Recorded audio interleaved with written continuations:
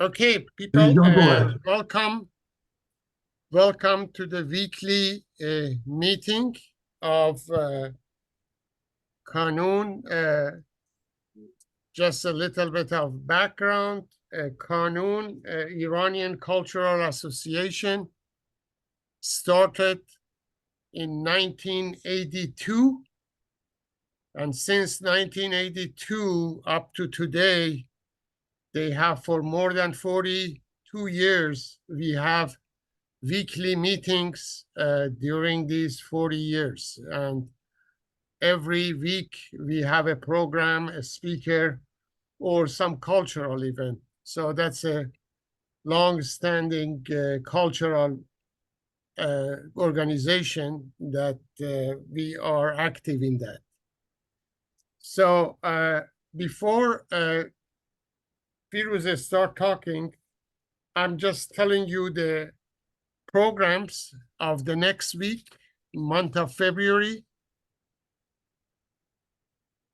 And then Firuze give her message, and then I introduce Dr. Bresheeth-Zabner and his subject, and then he start.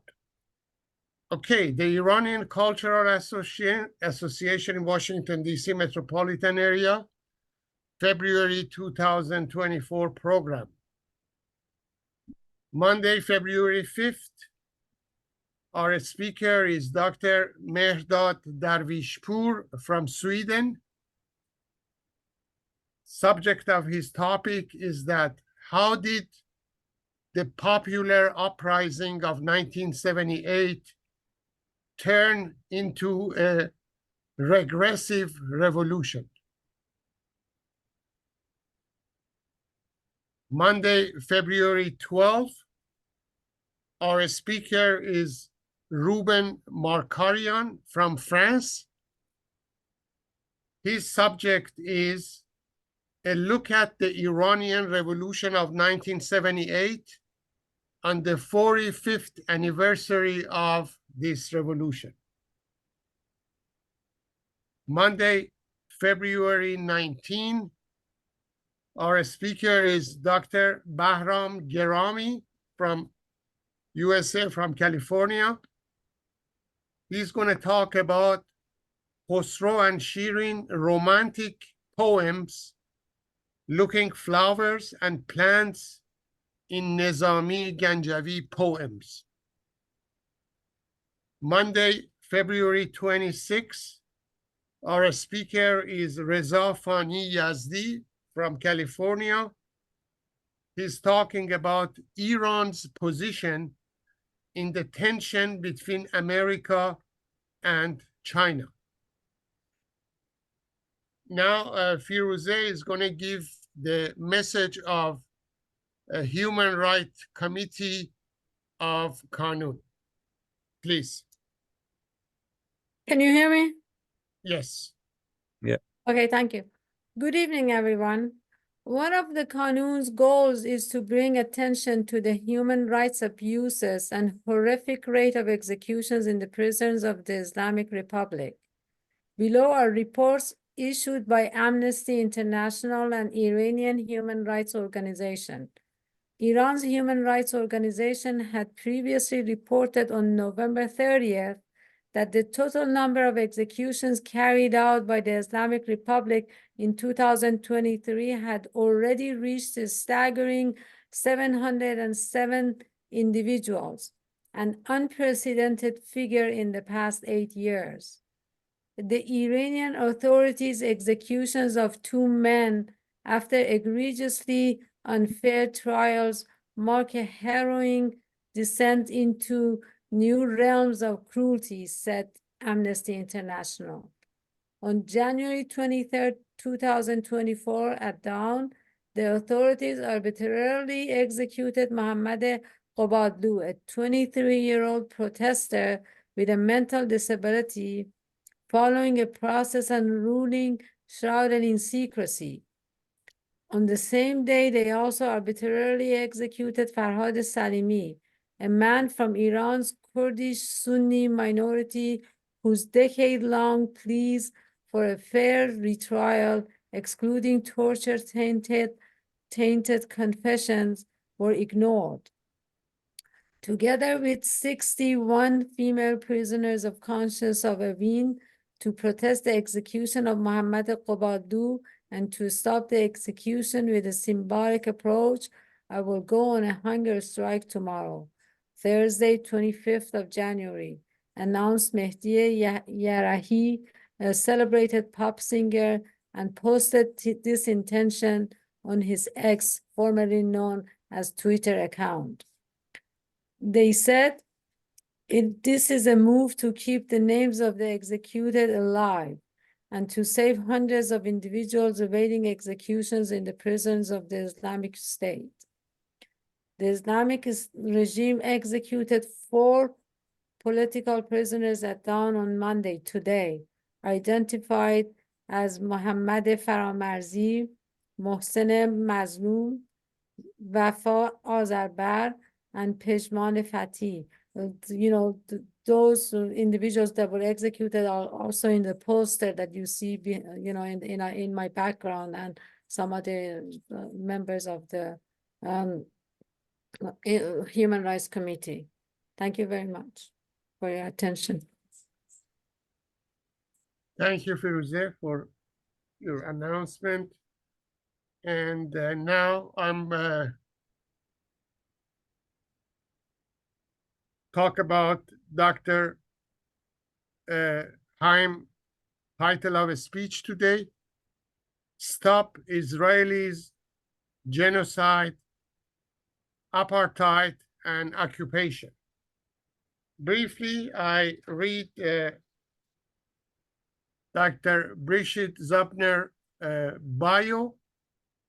He is a distinguished political scientist with a profound understanding of Holocaust in Europe and its social and personal impacts, especially in relation to Israel.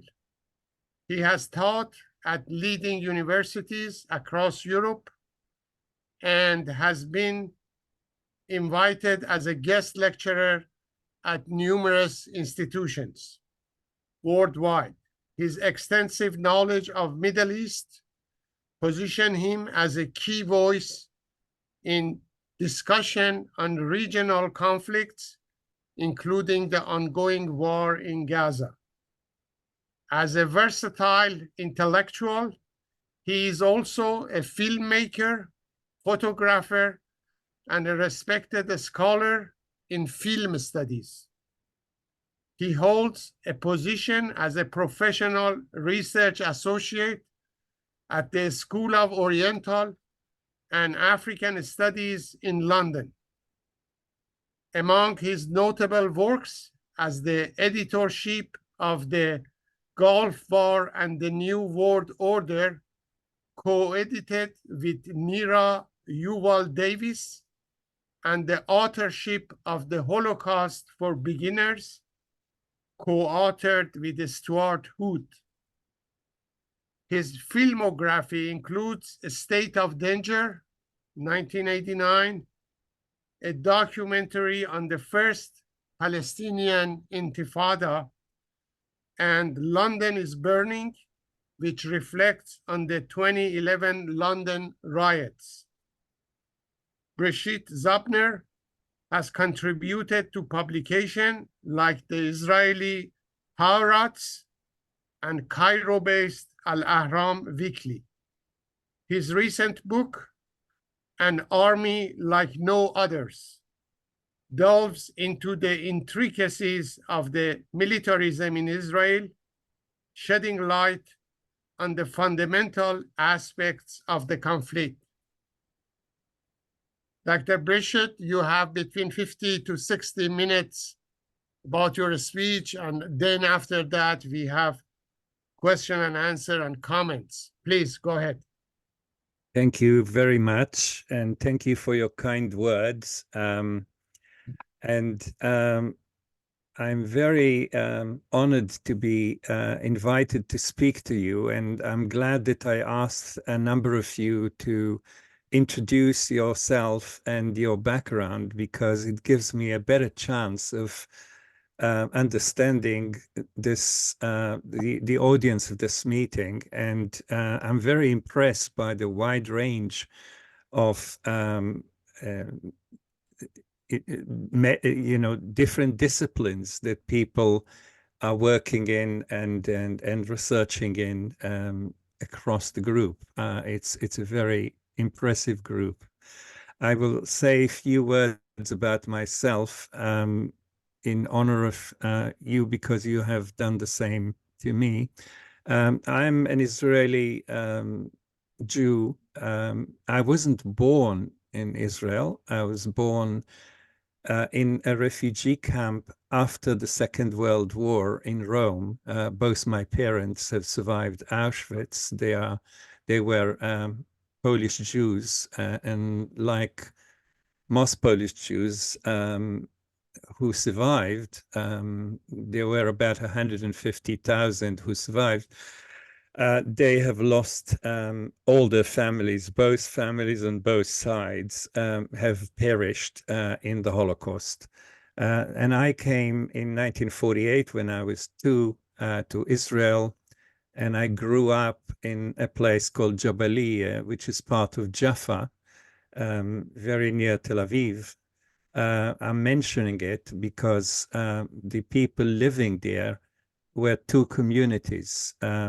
The Jews who survived the camps, without exception, and the Palestinians who survived the Nakba, those that were not, for one reason or another, did not leave Jaffa when the Israeli army took over and stayed. So these were 2 very distraught communities that suffered great trauma, but one of them is actually the one that traumatized the other. I mean, the Israelis have traumatized the Palestinians, and as you know, most Palestinians were kicked out of what became Israel in 1948.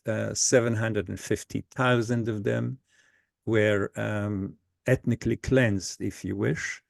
About 15,000 Palestinians died in the process of Israel clearing Palestine of its citizens. And they have now become about 6 million Palestinians living elsewhere, mainly in the Arab world, but also in the West, in Latin America, in Australia, and so on. So I was actually an officer in the army, though I wasn't very positive about the military. And before I was 25, I already fought in 3 wars. You will not be surprised that after that background, I left Israel and, in a sense, left Zionism and became an anti-Zionist in Britain when I studied film and film analysis. Now, I want to start my presentation by saying that all I can do is give some pointers to what is going on. I assume that you are following the events to a degree. You're all, I know, originated in the Middle East, like me, and the events in Gaza already have an effect, and a very, very serious effect, on the whole region. You have read and probably heard tonight the news about the 3 Americans who died and many others who were hurt. And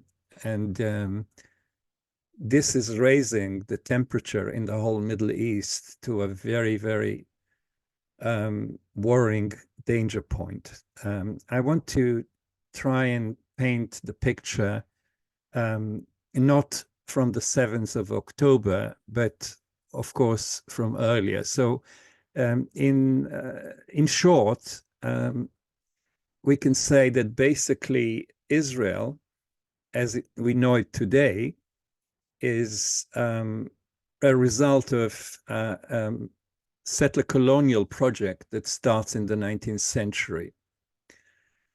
Political Zionism is 130 years old as we speak, and the person who came up with a plan to move the Jews of Europe to Palestine, when he wrote the book, Theodor Herzl, when he wrote the book, The Jewish State, knew very little about Palestine. For example, he didn't know how many people live there, who they are, what is their nationality, religious culture. He knew very little and cared very little about the people living in Palestine. He was a typical colonialist. He cared mainly about the Jews that he wanted to save from anti-Semitism, which was a good idea to save Jews from anti-Semitism. But unfortunately, he chose a solution that was worse than the problem, in a sense.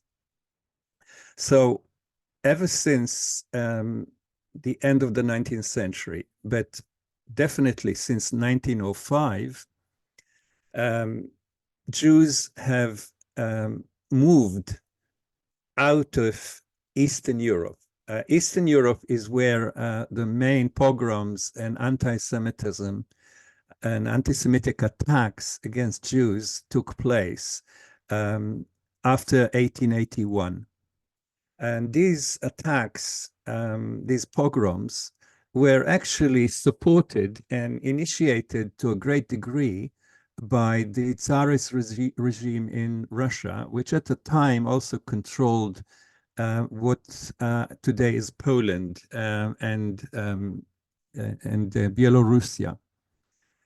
So when you think about those attacks against Jews in Eastern Europe, I think also about the attacks against Palestinians, the many pogroms against Palestinians that now are organized by Israeli Jews who wants all those Palestinians out.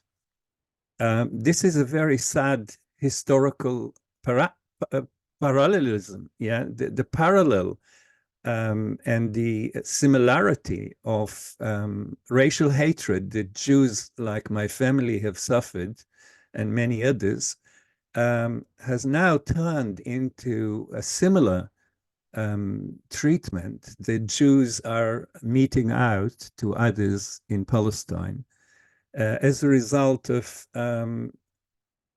decades of racism in the schools, in society, in the media, in the army, in the Knesset. The whole of society in Israel is a very racist society. And you can imagine that for Jews, this is not typical or even expected, because Jews have lived in Europe for about 2,000 years, and they suffered quite a lot of racism during that period. So you would have thought that people who have suffered that are the last people to do it to others, but this, of course, is not the case. They are doing it to others. So this is my background, and my position, of course, is one of supporting of the Palestinians, an opposition, total opposition to Zionism and what it has done to millions of people, denying them rights for many decades, and in Israel for 75 years. But this has started, this process of denial of rights and stealing the land, if you wish, has started properly in 1905. So we're not just talking about the 75 years of the existence of the State of Israel, but about the whole process of colonization that has happened, and that was basically dispossessing the indigenous population of Palestine. Something that people are not aware of, most people never thought about it or heard about it, is the simple fact that the Palestinians are very much likely to be the old Hebrews that lived in Palestine 2,000 years ago. There was no exile. Jews were not exiled, despite the fact that some people say this, especially politicians in Israel.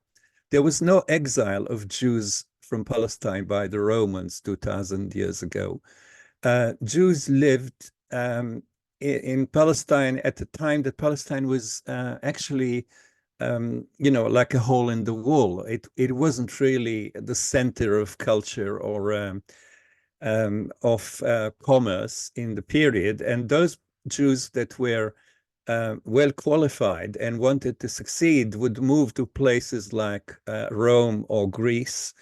And that meant that 2/3 of the Jews living in Judea at the time of Christ already left. A lot of them, by the way, as soldiers, but as artisans, as people working in all kind of areas of different sciences, the sciences that they knew then, of course, and of course in trades. So most of the Jews left Judea as a choice of moving to the metropolis. The metropolis then was, of course, Rome. And Rome was quite open to Jews that came in, and it wasn't hostile to them more than to any other group. And they, the point about being a Roman Empire citizen, which they were, of course, because Judea then was part of the Roman Empire, was that you had a right to live anywhere and everywhere. People didn't carry passports, but there was a system of noting down names and addresses. And Jews in the Roman Empire, like Christians later in the Roman Empire, could move from place to place. So people moved from Judea because it was very much a distant and underdeveloped country. And they found their future in Rome. And from Rome, they moved to the rest of Europe, as you know. So Jews have only started suffering as a group under Christianity. They didn't suffer under Rome in any special way. And I can't really go into the history of anti-Semitism, and I'm sure you know somewhat about it. But Jews, for the last 2,000 years, until Israel has been established, were not militaristic in any way. They couldn't be. And they were a pacific group of people living within their culture and religion. And basically, despite suffering all kind of racism in Europe and later real anti-Semitism from the 19th century onwards, were actually very well established. And at the time that Nazism starts treating them even worse than before, they were very well established in Germany, especially. The Jews of Germany were part of the elite in the main, and they were very important in culture, in industry, in finance, in the arts. In a sense, this is what annoyed people like Hitler, because they were not considered part of the German people, according to him, while they themselves considered themselves Germans, very much so. So what happens at the end of the 19th century with the development, especially in France, of modern anti-Semitism is that people like Herzl, who came from Hungary actually, but lived in Vienna and was a famous journalist and author, and later on he also started writing plays, and was quite popular, was a very popular journalist and powerful in the German press, started thinking about solutions to anti-Semitism. Now, there were two solutions. One of them was to basically join the German or the Polish or the English or the French society, wherever you lived, and fight for rights for everyone. Now, this was the majority of educated Jews that did that. They were organized mainly as socialists in a party called the Bund. And the Bund was the second party in Poland, for example, and the third in Russia. So a Jewish party, if you can imagine that, it's very difficult to think about it like that today. But there were a few million Jews in those two countries. And there was no democracy either in Poland or in Russia in the 19th century, but there were political parties. And because so many Jews lived in the towns and cities of those countries, they created a socialist party called the Bund, existing in those two countries, and 90% of Jews voted for those parties. So they had members of parliament, and at some point in Poland also ministers. That meant that the anti-Semites were very active because they saw Jews as competitors for positions in society. And a number of people, including Theodor Herzl, started thinking how to resolve this. Now, of course, the majority of Jews who voted for the Socialist Party knew what they wanted. They wanted socialism in Russia or in Poland, and equality for all. That was the majority decision. The minority were Zionists. They were between 1% and 2% of all Jews in Europe. Please try to remember and understand how small and how insignificant Zionism was in the period until the First World War. Now, a very small group of those Zionists, starting in the 1880s, moved to Palestine. This was quite easy. Despite the fact that they had no right to do so, Palestine was controlled by the Ottoman Empire, and the Ottomans thought the Jews are very, and the Ottomans had a long history of supporting the Jewish population. For example, when the Jews and Muslims were ejected out of Spain, Al-Andalus, the Ottoman Empire invited the Jews to come to Turkey and to the other parts of the empire.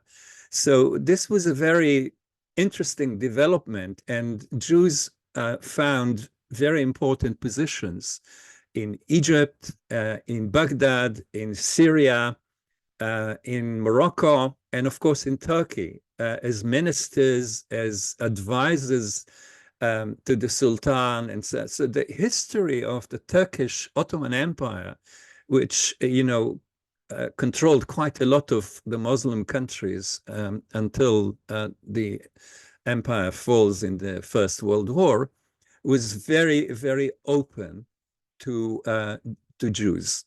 Now that meant that in the I talked about anti-Semitism in Europe. I also want to say there was no anti-Semitism in the Islamic world. You know that in Iran, Jews lived without any fear, like in Europe.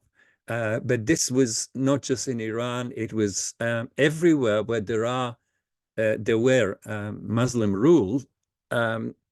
The Jewish population lived like what is called dhimmi, which is the people of the book, Jews and Christians could live in relative harmony with Muslim populations. And we know that there was what historian calls a convivencia, in other words, a coexistence between the three monotheistic religions in Muslim countries. This did not exist in Europe. Of course, there were no Muslims living in Europe after the Crusade. This was not possible. But even in countries where Jews were quite a strong minority, they did not have neither equality nor a peaceful existence. So the first thing to point out is that anti-Semitism is a European invention. It is like many other inventions of Europe, like industrial slavery, like capitalism, like imperialism, like racism today. Islamophobia is very, very strong in Europe. Not just in Europe, of course, but Europe has, in a sense, started Islamophobia during the Crusades. I'm sure you know the history as well as I do. So it's very important to point out that there was no Judeophobia or anti-Semitism in any part of the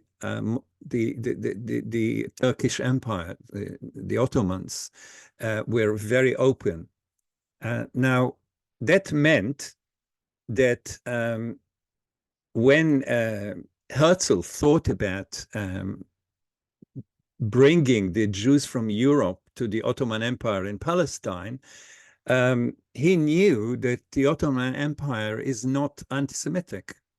So that was a plus in his mind. He didn't know very much about the situation, but he knew that. And he thought the Sultan can be paid to basically to sell Palestine to the Jews. This was the plan. And he, in his secret diaries, speaks about the transit countries, they later called it transfer. Those are the countries that the Jews will send the Palestinians to. Of course, they were not called Palestinians at the time. They would arrange work for them in what he called the transit countries. This was the plan. In other words, they will be ethnically cleansed and sent outside of Palestine, because he believed that if you just pay them a few francs to go to Jordan, or it wasn't called Jordan, of course, but to Syria, to Egypt, they will do so. He wasn't very experienced as a politician, that's for sure. And he never went to Palestine until a few years after he started the plan. So this is the background. The background is Jews, mainly 90% of Jews lived in Europe, most of them in Eastern Europe. Most of the anti-Semitism was in Eastern Europe, but very strong anti-Semitism existed in other places. In a sense, the only country that was less anti-Semitic by that time was England. This is ironic because England is the first country in 1293, in the 13th century, got rid of all of its Jews. Yeah, it's the first country that basically expelled all its Jews, but it also accepted some of them back in the 17th century. And also, it was the country that Zionism first was developed by Christians in the 19th century. It's very important that people understand that Zionism was not developed by Jews originally. And Zionists, the original Zionists in 1850, 1860, 1870, were mainly British, but also Americans. Today, most of the Zionists live in America. You know, they're Christians. There are about 60 million of them. It's a big number. But now I want to come to Palestine. You know about the Holocaust, of course, and you know that those Jews that I spoke about in Eastern Europe, the 90% that were not Zionists, but were religious and socialist, this sounds like an odd combination, but it wasn't at the time.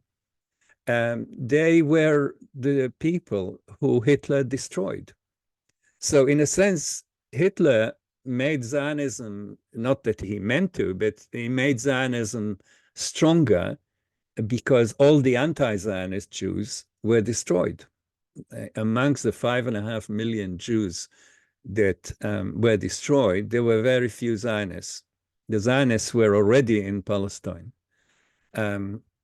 So what happened is that from a very pacific and professional and, you know, in some cases, very middle class, like in Germany, in some cases, very socialist worker community, like in Poland and Russia, all these people were destroyed. And the only community that was left, a substantial community outside of Europe, was the one in America and the one in Palestine. The one in Palestine, of course, was very small. After the Holocaust, there were only about 250,000, 250,000 Jews left in Europe. So most of Europe's Jews were destroyed. And that 250,000 actually ended up in Palestine. Now, there is no time to speak, and I think that's for another lecture, for another place, but there's no time to speak about the development of Zionism. But it's important to say that Zionism, from the beginning, believed, from the point that Herzl in 1895 published his book, believed but didn't say that what they want is the clearing of Palestine of its population, indigenous population. That was the plan from the beginning. And by the way, Herzl's book, the full version of his diaries exists only in one version. Yeah, there are about 7 versions, only one of them in English. And the one that is very difficult to find includes those parts of the diary that discuss the plan of ethnically cleansing Palestine. So most people who read the book, even in English, haven't read that edition. The edition, which is called the Complete Diaries, includes what I'm talking about. The other editions were censored, and those parts were taken out. This is an important thing because people who think they've read Herzl didn't read the proper diary. They read the edited version, the censored version. Now, Palestine was one of those places where Jews and Arabs lived together for over 1,000 years. The only disturbance to this peace and harmony in Palestine was the Crusades. You know, Europe again has disturbed the life together, the relationship between the three communities. And after all, Palestine is where those religions started. Yeah, the three communities lived together because they felt, quite rightly, that they are the guardians of Palestine, the guardians of Jerusalem, which is holy to the three religions, and that's why they lived so well together. I'm repeating this because most people in Europe or in the West are not aware of this, and they talk about the Judeo-Christian tradition. There is no Judeo-Christian tradition. The only Judeo-Christian tradition is the hatred of Jews by Europe. This is the tradition. The tradition in the Islamic countries was a very good one. It was the opposite of that, and that did not exist in Europe. So when Jews started coming to Palestine, in the beginning, the Palestinians are thinking that these are more Jews like the Jews that they know, and there is nothing to worry about. It takes some time until they realize that these are not the same kind of Jews. These are not Jews that want to live together with Christians and Muslims in Palestine, like before, like, from the beginning of Christianity and from the beginning of Islam, this life together existed. No, they want to take over the country, and they want to get rid of the Christians and Muslims. And when they start realizing that, they start action against the Jews coming in. Now, that action was not very hostile. It was a kind of hostility, but not ever militarized hostility. And it didn't develop into anti-Semitism until the British took over Palestine in 1917 and issued the Balfour Declaration a month before. In the Balfour Declaration, the British, who didn't own Palestine, who had no right to Palestine, are giving it to people who are not in Palestine and didn't have a right to Palestine either. Yeah, they are giving Palestine, which is part of the Ottoman Empire, to people who are not British and are not Ottomans and are not even living there. So this was a very dangerous thing to do that started what we now see in Gaza and elsewhere. That meant that Palestinians started to become hostile to the colonialists that took the land with the support of the British, that had extra rights with the support of the British. And of course, the British believe that it's their duty to have this colony take over Palestine. In 1948, the culmination of this process of dispossessing the Palestinians and colonizing their lands is coming to a crescendo in the war that we know as the Nakba, when, as I discussed, this terrible situation comes to, removing two-thirds of all, three-quarters actually, 750,000 Palestinians, which are two-thirds of all of the indigenous population of Palestine, are removed by the Israeli army. And not only are they removed during the war, but after the war, Israel refuses to carry out what the UN has decreed and demanded that it should do, and that is return those people to their homes in Palestine.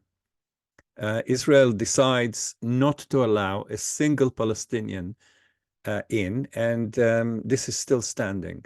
They have never allowed those Palestinians back. This is creating a terrible,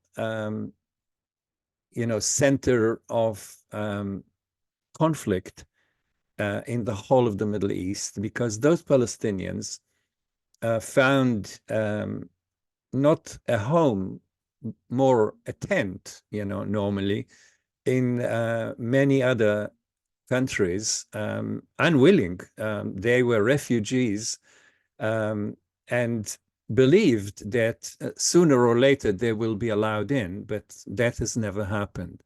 So now there are 7 million Palestinians living out of Palestine, on top of the 7.5 that live inside Palestine. So there's a similar number of Palestinians living in and out of Palestine. Of course, in Israel, this was always understood as a great mistake.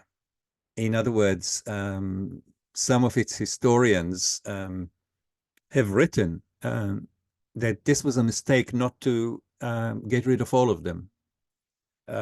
They took their example from America.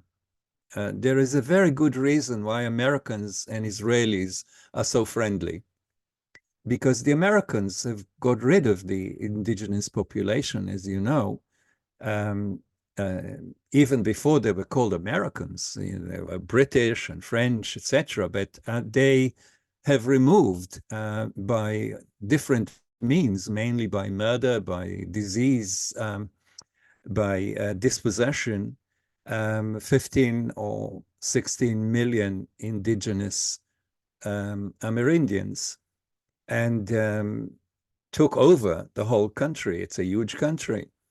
And Israelis always aspired to act in this decisive manner, forgetting that Americans have done this in a period that this was normalized in the 17th, 18th, and 19th century, while they started the project really when other colonial projects finished. So Zionism is a very unusual colonial project, because it starts when all the other colonial projects are basically falling apart. Think about the time that the Israelis, or not the Israelis, but Jews, Zionists, start to colonize Palestine. This is the time that no one else is colonizing, but actually colonies collapse, one after the other. The British colonies, the French colonies, the German colonies, Portuguese were the last ones. The French, the colonies of Spain collapsed. So all those colonies that took 400 years to establish, by the time that Zionism is becoming the state of Israel, all those colonies are decolonized or about to decolonize. By 1960, Africa is decolonized. Asia is decolonized before, and of course, Latin America. So this is a very unusual historical fact about Zionism. It started colonizing at the wrong point of history, where this was no longer normal.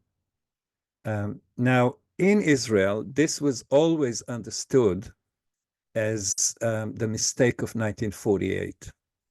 I remember that when I did officer training in the IDF, this was something that was drummed into us, that this mistake in 1948 of leaving so many, not many, by the way, 160,000 Palestinians were left in the area that became Israel in 1948.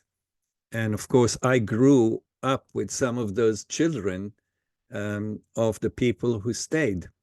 And we spoke both of Arabic and Arabic and Hebrew. All the children where I grew up spoke Arabic and Hebrew equally.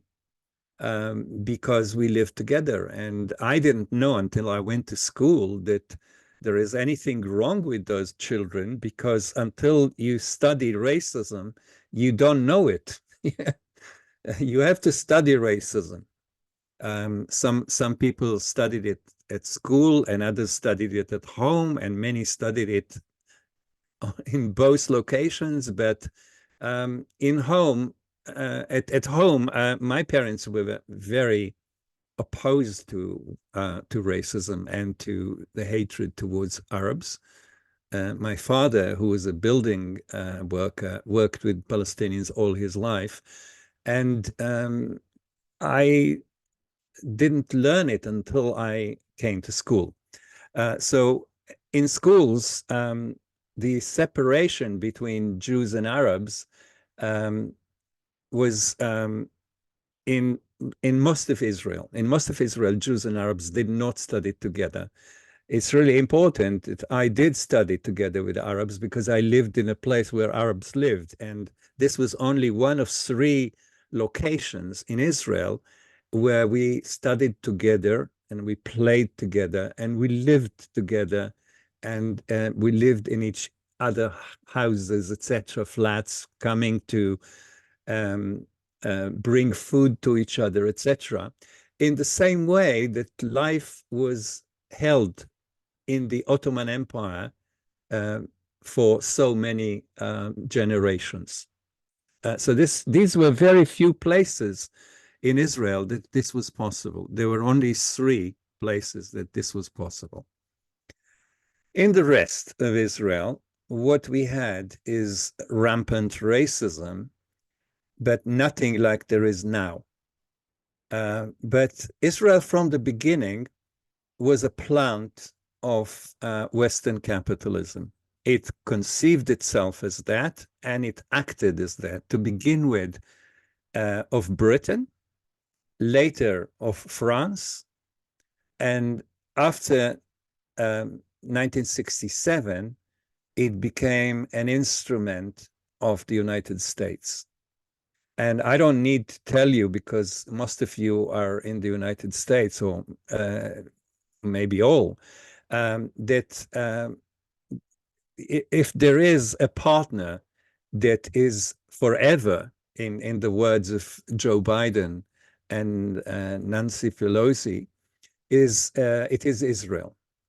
Nancy Pelosi even said a few weeks ago to a Jewish audience that if the Capitol was destroyed, the last thing that will remain standing is our friendship with Israel and our support of the Israeli government.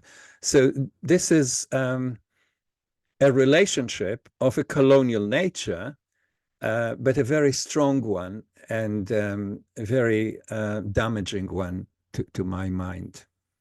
So I want to come to the current iteration of this. What we had before in 1948 and following, because in 1967, for example, another 250,000 Palestinians were ethnically cleansed from Palestine into Jordan by Israel. Israel always used a war to cleanse more Palestinians. So all in all, 1 million Palestinians were ethnically cleansed from their country. 750,000 in 1948 and 250,000 in 1967. And that started the full control of Palestine by Israel. For the first time, Palestine was altogether under Israeli control, and within few weeks, they started settling the West Bank, Gaza, Sinai, and the Syrian Heights. So these 4 areas were immediately started to become settlements. Now, about 1 million Israelis live in settlements.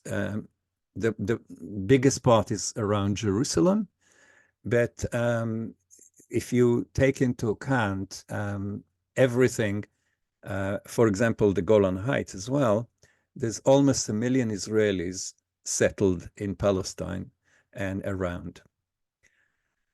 That meant that they couldn't give the what is now 7 million Palestinians living under Israeli control, directly or indirectly, they couldn't give them rights. Because if they gave them normal rights, they would have to be the minority. They would have to end up with a country and a state which is under a Palestinian majority. It's not a big majority. It's about 52% to 48% in Palestine, in historic Palestine. So the policy was always trying to get rid of as many Palestinians as you can. And this was always the case. I don't have time to discuss this now. Now, what happened on the 7th of October?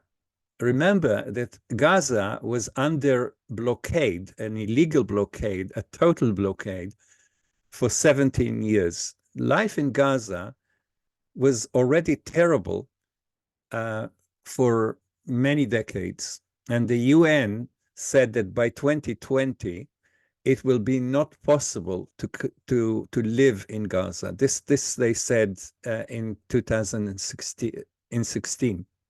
So they said in 4 years, the water, the air, the infrastructure in Gaza would be so weak that it will not be right to allow people to live there. This was the UN. So even before we started, Gaza was the densest place on earth and the poorest.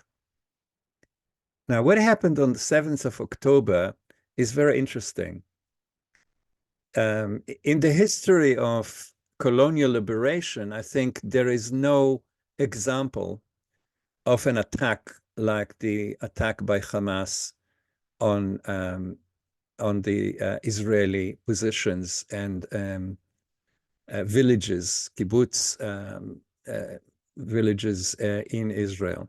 There were 11 civilian settlements that were attacked. I'm mentioning this because the 11 civilian centers that were attacked around Gaza, apart from the military positions, all of them were built on 11 towns, Palestinian towns that were taken over in 1948, and their Arab population was expelled to Gaza.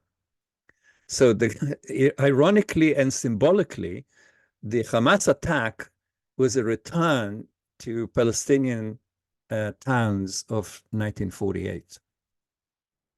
And they saw it as that as well. The attack was a terrible defeat for Israel. First, a military defeat of amazing proportions. Bearing in mind that Hamas is a very weak organization and all they have is handguns and RPGs and few rockets, but they never actually were able to cause any damage to Israel before.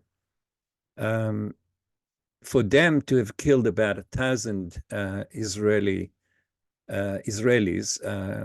most of them civilians, about 650 were civilians and 350 were soldiers. This has never happened before. But not only that, when the army tried to intervene, they themselves killed a lot of Israelis because of the confusion and their, unprofessional attitude, in a sense. As an army, the Israel, this is what my book is about. The Israeli army is thought to be the 4th strongest army in the world. It is no such thing. It is a very disorganized army, an army that fights with technology rather than with the human brain. The Palestinian organizations on the 7th of October did the opposite. They didn't have the technology. They used imagination. I'm not a supporter of Hamas, but I'm analyzing how it acted as a resistance organization.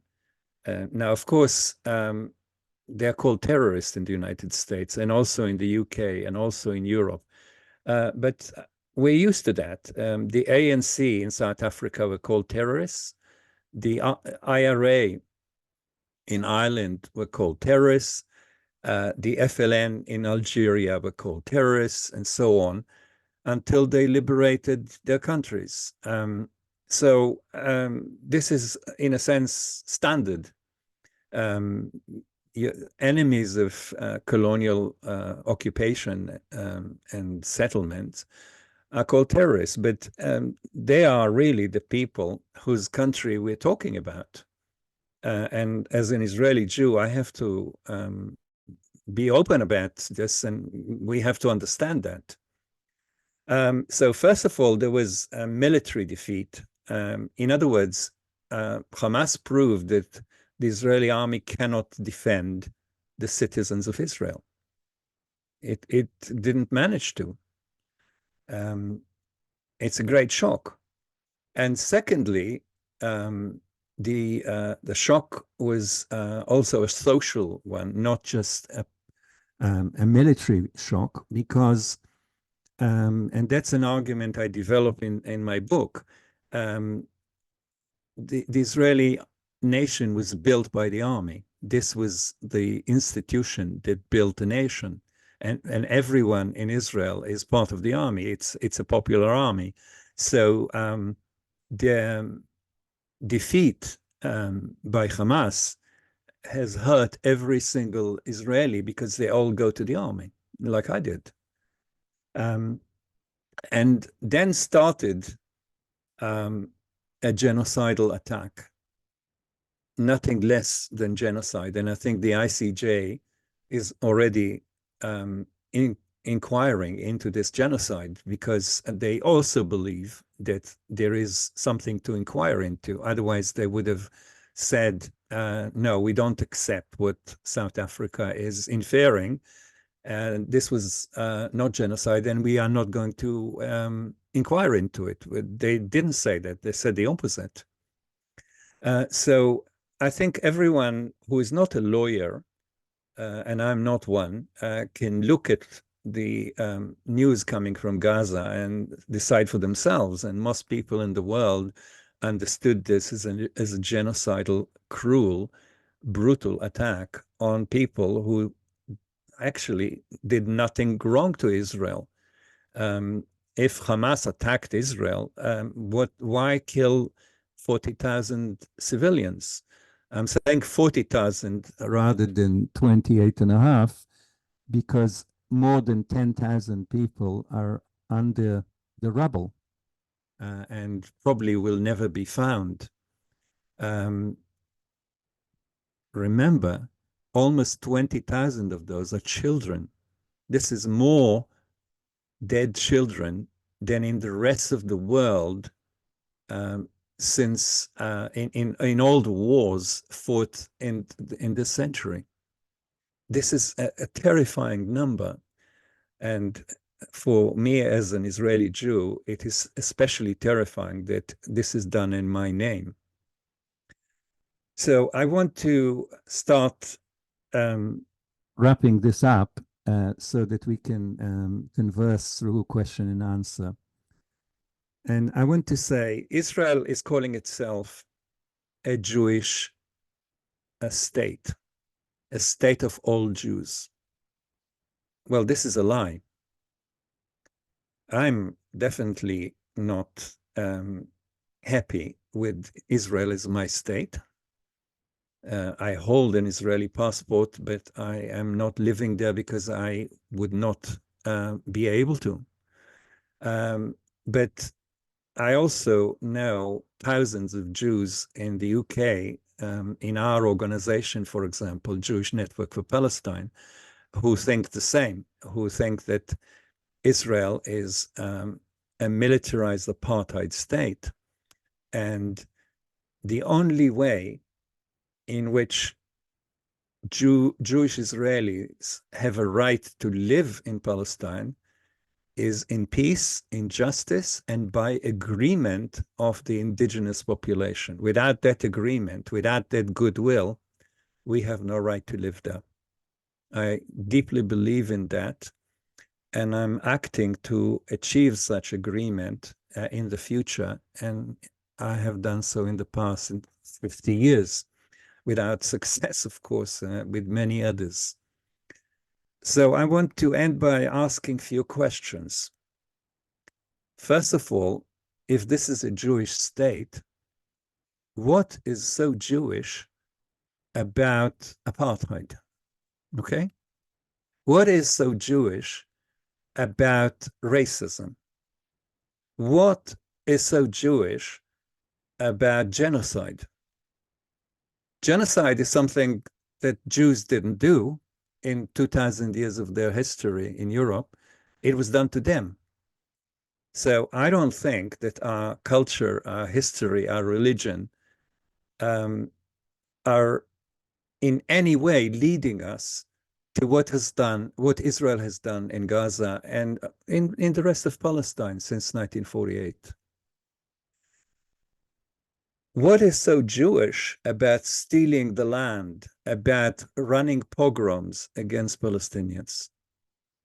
What is so Jewish about denying people rights? Millions of people that live in Palestine have no rights. But about 5.5 million Palestinians have no rights whatsoever because of Israel. This is not Jewish. This is not human. This is not legal. This is not moral.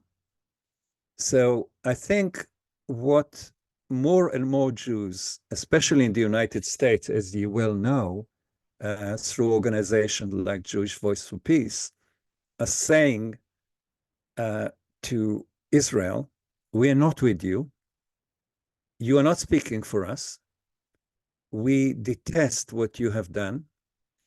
We call for immediate ceasefire, the end of the war in Gaza, the end of the war on Palestine. We call for real negotiations for living together. In my book, and in most people's book, Israel has made a two-state solution totally impossible. And that's what they did by settling the whole of Palestine. By the settlements that cover every little corner of the West Bank, they made a two-state solution impossible. So what's left really is to go forward into history, if I can put it that way. In other words, to go back to convivencia, to go back to one democratic state in the whole of Palestine, like Jews lived with Arabs before, and like they one day will live with them again after Zionism is defeated. And I believe that Zionism is now on its last phase. It's the proof that Israel cannot exist anymore is what it is doing in Gaza. A state that does that, a society that does that, is not viable.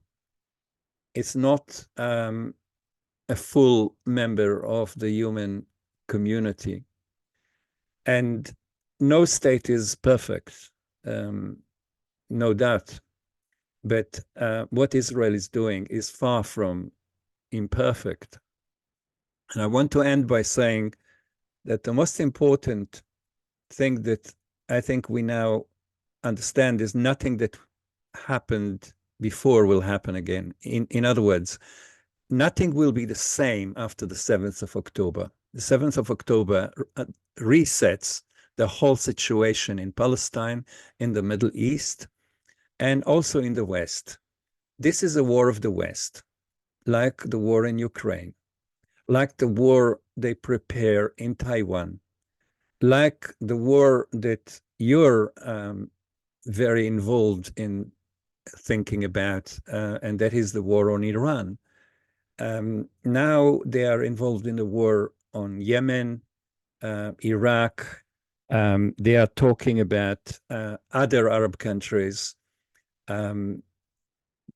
Especially this evening, if you listen to the news, it is terrifying. Biden is the only president of the United States that started already 2 wars and is now starting its 3rd war. And this is a terrible achievement for a democratic president. Trump didn't start any war. I'm not a supporter of Trump, yeah, but Trump didn't start any war, and he's the only president that can say that.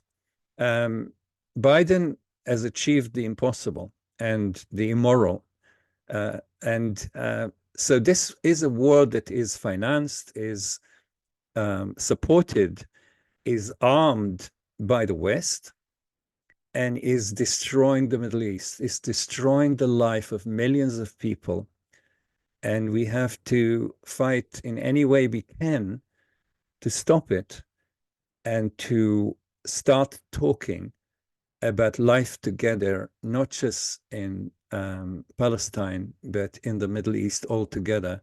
And that cannot be done as long as America is the power that doesn't allow it to happen. So that's where I want to leave this and see if you can ask questions that I could relate to. Thank you very much. Thank you very much, Professor Bresheeth, and it was excellent presentation that went through the history of the Palestine from the beginning and come to the current situation, and it's excellent. Thank you very much. So please, if you have a question or comment, please raise your hand, and we're going to go one by one to attend your questions or comments. I see Delavar as the first one. Please unmute yourself and go ahead.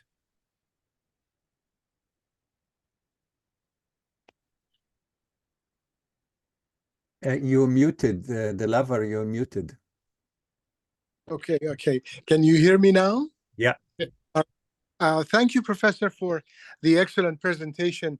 I live in Canada. I have been in the States for almost 30 years and teaching at different universities. But I wanted to mention to you that there was a documentary on PBS, Public Broadcasting Service, called The Longest Hatred. And it went for 2,000 years, and it showed that the Jews historically made Jesus Christ suffer for 2 years, and they have been really wandering around the world for 2,000 years. I also noted, Professor, that the 2 people who gave the order for crucifixion of Jesus the Christ were 2 people called Qiyafa and Hanan. These 2 people in Arabic, I'm saying it in the Arabic version of it, Qiyafa and Hanan, who ordered the crucifixion of Jesus the Christ. However, during the decade of 60s, Professor, the Pope, I don't remember the name of the Pope during the decade of 60s, who came and declared that Jesus Christ was crucified by the Romans, by the czars of the Roman Empire. So from that time, the concept that you mentioned, Judeo-Christian, came into existence. And we see that especially the evangelical organizations in the States are sending and supporting, financially supporting of groups of people to go to the Holy Land, to that part of the world. Their children are being sent there. And perhaps that's the reason Biden and, as you mentioned, Nancy Pelosi claim to be also Zionists. I wanted to mention this, that this change of direction started specifically from the mid-60s, that the Pope declared that the crucifier of Jesus the Christ was not Qiyafah and Hanan, but the Romans. So they derailed the attention from the Jews that have been the cause of crucifixion and the hatred, as you mentioned, for so many years in Europe and the world, to another direction. I wanted, if you could perhaps address this issue, the introduction of the version of Judeo-Christian, which is now a very common terminology in political discussions. Thank you so much. Sure, and this is a very important question that you're asking. I'll be very brief because I can see a lot of hands. Right. Basically, Jesus was a Jewish rabbi. He was born a Jew, he died a Jew, and he died as a result of political activity that the Romans didn't like, but wouldn't have killed him for it. We know that from everything that exists from the, I mean, Jesus was a historical character. He wasn't a mythological character like Moses or people, Abraham, etc. He was a historical character. And there is a lot of historical writing, actually mainly Jewish. Christian writing about Jesus is very late. It doesn't start for 150 years after his death. So obviously it's not contemporary, but the Jewish writing in the Talmud, in the Mishnah and the Talmud, is written contemporaneously. So there is a lot of writing about the crucifixion. And we know from all the sources that Jesus died not because he was crucified by Jews, but because they did not control Palestine. The Romans controlled the country, and they could crucify and did crucify a lot of people, especially Jewish fighters against Rome, and other criminals. Yeah, and we know that Jesus was crucified with two criminals on both sides, but he died really because he was questioning the Jewish priesthood that acted against the traditional values of Judaism. He was very annoyed about the power of the priesthood, the fact that they used the temple for business deals, etc. You know the historical evidence. And there was, in a sense, a tendency, struggle inside Judaism, where he was on one side and the majority were on the other side. And they moved through politics to force his destruction by the Romans. So while the actual crucifixion, in other words, the trial and the result of the trial, the punishment, were done by the Romans, the movers were part of the Jewish community that found him to be too radical. So that's the first thing to remember. It wasn't the Jewish population that was against him. They followed him, actually, because he didn't deviate from Judaism in any way. And if it was suggested to him that he's not a proper Jew, he would have been very annoyed. But what actually happened with that tradition is that, of course, all Jews were held responsible after a certain, from around 250 AD, all Jews were held responsible for the death of Christ. And that's nothing to do with the 20th century, in a sense. And I think you're right that there is a change after the establishment of Israel, and that means that there are a lot of Zionists living in the United States, as you know, and they are supporters of Israel, but they're also anti-Semitic. Why do I say this? Because their support of Israel is built, and there are many books, including 2 which were written by friends of mine, about Christian Zionism. And Christian Zionism is based on one assumption. It's in the book of Revelations, the second coming of Christ will happen after the Jews return to Palestine and convert to Christianity. And those who don't convert to Christianity will die in the Armageddon. This is, a very short version of what is happening in the book of Revelations. And in order for the second coming to happen, those people believe, the Jews have to return and control Palestine and then lose it in the Armageddon. So basically, those people who support Jews controlling Palestine are waiting for them to actually die in the kind of second Holocaust of Armageddon. So these are not friends of Jews. They're friends of Israel for their own reasons. And I think we shouldn't forget that. They are not really supporting Jewish life in any way. They are supporting it for their own version of the end of days in the book of Revelations. Thank you very much. Paramars, please go ahead. Thank you, Bashir, and thank you, Professor, for your speech. You use terms of Middle East so many times.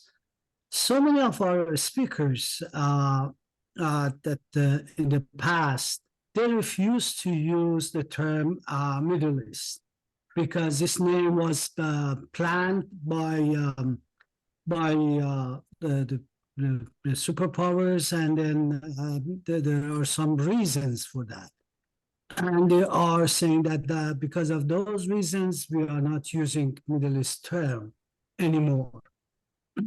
And that was first, if your comment on that and your idea about that. The second one, the second question is that the term Middle East, beginning of all these problems, like all these wars in so-called Middle East, and those wars are planned one by one in this region, or not? Thank you very much. I think you make an important point. I use the term basically as a short form of speaking about the whole region. And I don't know about another term that does it properly. I have the same understanding of the term itself, but if I want to speak about the Arab world, then the Arab world is bigger than the Middle East. The Muslim world is bigger than the Middle East. And the term Middle East was basically applied by the empires, mainly the British Empire, and I think you're right. That meant the area which the British and the French intended to control, and in the end ended controlling. So it is indeed an imperial term, yeah, a colonial imperial term. But when we say the Middle East or the Near East, as some other people use it, it's nonsensical. Near to what?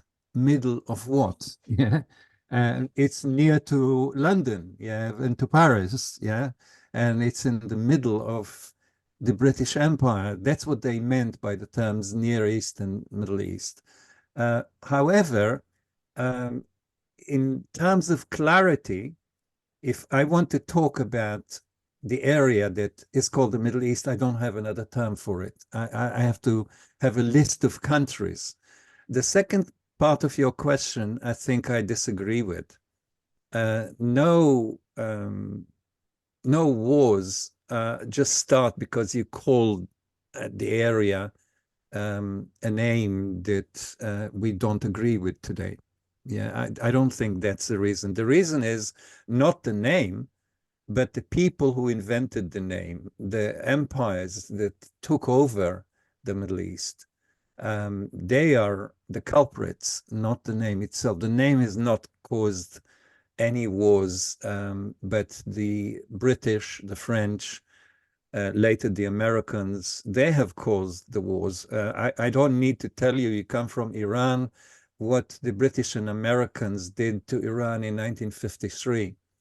And the other thing that is very important to remember is the same region, just by a fluke of history, is also very oil rich, we know. And this is one of the main reasons why it was so popular with those empires, why they wanted to control it. This is especially true about Iran. So I don't think that this is anything to do with the name, but it's everything to do with those who invented it. Thank you very much. Dr. Ektesabi, please go ahead. Thank you very much for your talk. Very precise and accurate words during your talk. As usual, I agree and I enjoyed listening to your talk. I have a comment and a question. First, what is happening in Gaza is an unprecedented catastrophe in human ethics. I would like to use the word ethic for this. I don't really, we should invent some new words for this. If I dare to say a catastrophe similar to Holocaust and the atomic bombing of Hiroshima. So I find some common points with from the ethical point of view. From the early days, the existence of Israel was deeply related to dysfunctioning of the other states around. I emphasize on this dysfunctioning word. If they are not the only one who had influenced in dysfunctioning the United Nations, but they are for sure one of the most important people or country. But what happened, as you also mentioned, or it's my understanding, that at the end, the Israel itself become a country cannot function as a country, as a normal country.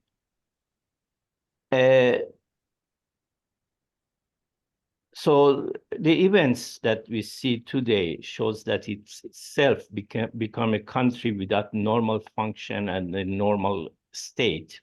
And they cannot take the people to their promises, to take them to the Holy Land or whatsoever they promised at the beginning. So it's it's going to be a century of never-ending war in Israel. So now I see some countries like Turkey and Iran who are trying hard to behave as a normal country with some normal functions as an independent country. But it seems that what the world order thinks is, if you are not with us, if you are not following us, if you are not absorbed in our monetary system, you must be a state without proper, appropriate functioning. So they must dysfunctionate this country, especially in the Middle East, with permission from farmers. In that part of the world, they should dysfunction these two countries. And about Iran, to some extent, they succeeded. But my question is, let me assume, I really dare to make some assumption on this. If there is a terrorist state or group who does not have any respect for the international rules and human moral and ethics, that we during the 2,000 or 3,000 years of history, we have an ethic and a morality. But if there is a country who doesn't respect this, and in addition to that, they have a nuclear weapon, they are heavily armed with a nuclear which can destroy very widely, the destruction in an enormous area. So, and there is this group and country who has this capability. So what will happen to the world? I'm sorry to ask this a question that is maybe not so clear. No, I think it's very clear. On the opposite, first of all, I totally agree with your analysis. As you know, I think you very wisely described a very dangerous situation that Israel has created, but not on its own. It's created it with the support and help of America, the United Kingdom, and Europe, and Canada, and Australia, what we normally call the West.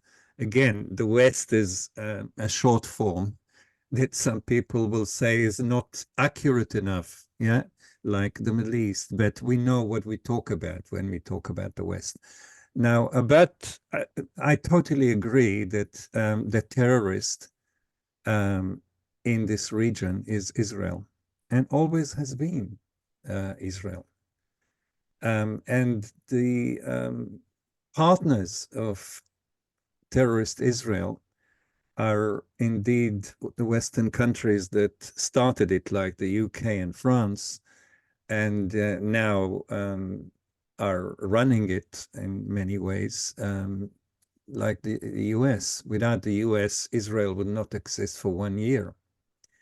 So here we are in total agreement. What I found very important about your question is a belief I share with you, that we're not talking about Israel, Palestine, or even the countries around it. We're talking about international order, international law, international morality, the very existence of the UN, the very existence of the International Criminal Court, the International Criminal Court of Justice, the different organizations of the UN, the whole idea of countries working together to have security and justice is under terrible danger because of Israel and its partners. And I want to say very briefly, because again, there are many hands there, that there is a very grave difference between the United States and other powerful countries like China, Russia, etc.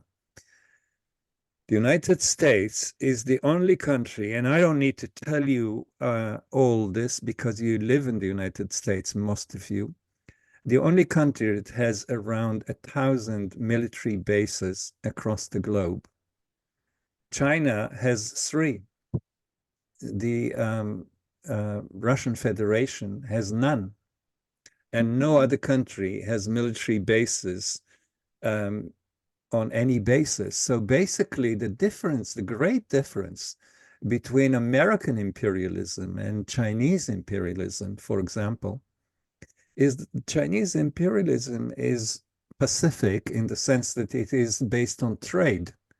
The Belt and Road Initiative of building ports and building roads and building dams and so on, of course, is giving China quite a lot of power and control, but they don't use the army. And the history of China is one which is not militaristic. I'm not a supporter of China, but I think there is a very grave difference between the way China as a power, as a global power, is behaving and has behaved in its history, and the behavior of the United States. The United States is built on conflict. Conflict is the fuel of the United States. It sells arms to many countries. It's living on that, like Israel is living on selling arms. So the machinery, the political machinery of the United States, and now, of course, Britain is not very important, but historically, the machinery of those 2 states is the machinery of the army. I don't know if you can hear me because it looks like I'm not connected. We can hear you, but something happening here. Right. I don't know. Somebody is sharing. Yeah. Okay. Okay. We're back to normal.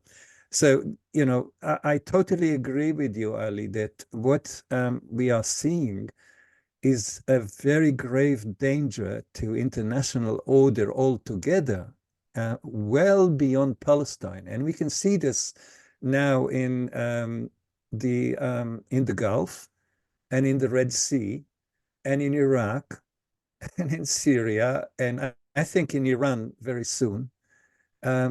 What Israel has done and what the Americans and the British have done in order to support it is mad, is a policy that will only lead to more wars and more destruction. And we should be very worried and do all we can to stop it immediately before, before the First World War. And I'll just say this, and before the First World War, every country said, we are not going to have a war. And then they all had a war, and they were all wanted that war while saying they don't want a war. And the Second World War was also a similar process. Nobody almost had a good reason to go to war, and the war happened. Now, what is the good reason to go to war now? I think the Americans are really worried about losing power and control and influence, and they are right to be worried because they are losing it. Now, the rise of BRICS and other groups demonstrate that the Americans are now losing power. They're also losing influence because people don't agree with what they are doing. I don't think the war in Ukraine would happen without Joe Biden and his son, of course. Yeah, the Ukrainians are in a terrible state. You know, the whole of Ukraine is suffering terribly. So do the Russians, of course. This was a war that NATO has invented and built up.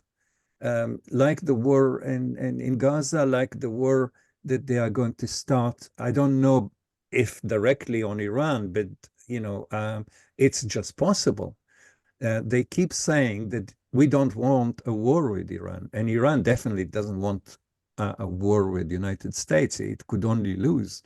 But the fact that they don't want a war would not stop the war. So I totally agree with your analysis that this is not just a political, but an ethical breakdown of law and order everywhere around us. And this is what worries me even more than what happens in Palestine. Thank you. Mr. Amiri, please go ahead. Good evening, Professor, everyone. It's quite the evening, and I truly want to thank Professor for this detailed and in-depth presentation of Israeli and Palestinian or Palestine territory and basically the statehood development within the state of Israel. This is a great information. I have two brief questions, but of course, for each one, I need to probably need to put some background. And the first one is related to the initial statehood of Israel. I have always respected and high admiration for Jewish thinkers, especially during the Europeans and that era. My great kind of a puzzle and areas that I'm still struggling to understand is the ability of early Jewish settlers that migrated from Europe into Palestine during the 1940s and that era that developed or basically put into creation of Israel. Why couldn't initial settlers embrace the entire Palestine as one country, one people? And like you pointed out, that you grew up in a neighborhood that you barely could see the difference between Palestinian and Jews, and yet the early settlers, they went ahead along with British Empire and practically ethnic cleansed basically the environment. And they never thought that tomorrow's state of Israel will be truly in trouble. Children of Israel, there is no difference, of course, between Israeli children, Palestinian children, Iranian children, American, or any children throughout the world, of course.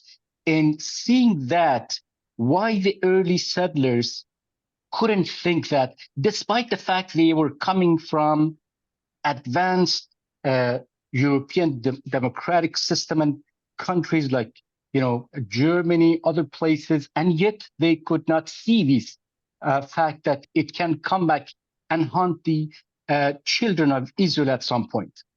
And that is the question why. The second question that I have, Professor, is related to your great presentation. Respectfully, while I truly enjoyed the presentation, I think there is a bit missing on the role of religion.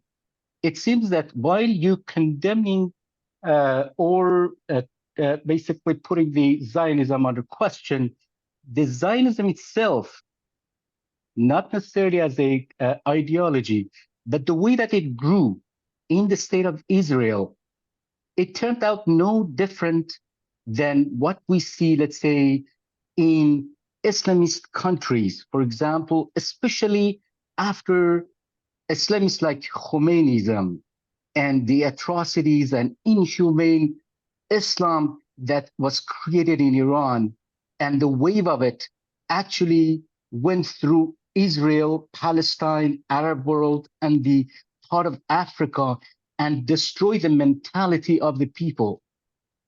As a result, this religion that I don't want to separate Israelis from, or Jewish religion from Islamists, that grew, got stronger and stronger from point that Israelis had opportunities because they were in much better position from democratic system. I truly see the state of Israel, despite what Netanyahu is doing, it's truly much more democratic, even now, than any country within the Middle East. So the second question is, if not the religion that grew so strong, and it is in parallel to Islamists throughout the Middle East, why intellectuals in the Israel did not see this fact and could not prevent this becoming stronger? I understand that the establishment of basically the process of peace negotiation between Israelis and Palestinians went on, and elements like Yasser Arafat that was totally corrupt and unproductive that led to basically failures of those opportunities. But I see the same thing on the Israeli side, that who had the upper hand and more thinking basis to develop those two-state solution from that point, but did not. So what I'm trying to kind of conclude is that role of religion, what we see in the Middle East, regardless of its Islamists like Hamas, that I see truly and respectfully, I don't agree with your view that they are they are not terrorists. I believe they are. I believe same as Khomeini and Iranian regime, that is, they are terrorists against their own people, against their own environment, against neighbors. Same thing is happening in Palestine, and Netanyahu is no different than the rest, of course. That is the issue that is going on under the name of religion in the Middle East. It's not, let's not take this in a broad sense. Mr. Amiri, Yeah. please just conclude your questions. Yeah, We yes, have I other concluded. Yeah, thank you very much. Thank you for your patience. I truly thank everyone for this evening. It was a great evening, and my apology for taking this a little bit longer. Thank you so much. I think the questions are very complex, as you well know, and you obviously are in control of a lot of knowledge of the region and the societies, which I can't really fully answer this because it'll take very long. But 3 points I want to make. We disagree on Hamas. Because I think I understand Hamas as a social movement with a military wing, exactly like the other movements that I described in South Africa, in Algeria, in Iran, in Ireland, etc. So that's why Israel cannot destroy Hamas as they try. Because even if they killed every single Hamas person, which they can't do, they won't destroy Hamas, because Hamas is basically a social movement based on Islamic ideas. Whether I agree with it or not, I have to describe it sociologically and historically in an accurate manner. Now, to your main questions. I agree that I couldn't and didn't go into religion and its role because, you know, I was already taking a long time and I didn't want to complicate it even more. But my two latest articles, one just published and one to be published in the next couple of months, are dealing with this question. I'll give you a very short answer to the question of religion. Basically, what Zionism was originally is a non-religious secular movement. Theodor Herzl was totally secular, and even people like Ben Gurion and Golda Meir and so on, the early leaders before the state and after it, were secular. What Zionism has done, though, which is what was done in Iran as well, and I think I call it, you know, Judaic Republic. in connecting it as you did to the Islamic Republic. What Zionism has done is used the religion and abused it, abused Jewish religion that for 2,000 years was a pacific religion, was a religion of people who have not caused any harm to the societies, definitely did not believe in violence. Yeah, what they did is replaced the God figure in the Jewish religion with the army. Yeah, it's a process of, if you want, secularizing the religion.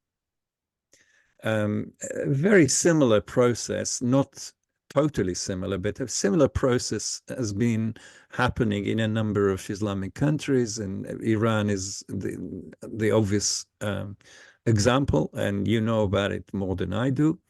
But that's what they did. They built a Judaic, they used the religion to control people, but the controlling mechanism was no longer the God of Judaism or the his history and tradition and culture of Judaism. It was a very alien culture to the history of Judaism, and it was the culture of the army. By the way, in Hebrew, in the Hebrew Bible, God is called Elohim Tzvaot. Elohim is God. It's like Allah. And Tzvaot means the armies. Basically, there is in the Bible already some remnant of militarism that, there's no time to discuss this, but there are two gods in the Bible. Yeah, one of them is Yahweh, and the other one is Elohim Tzvaot. And so by attaching themselves to this version of the Bible, they've managed to basically place the army as a god of Israel. Now, nobody is actually admitting it, but everyone is doing it.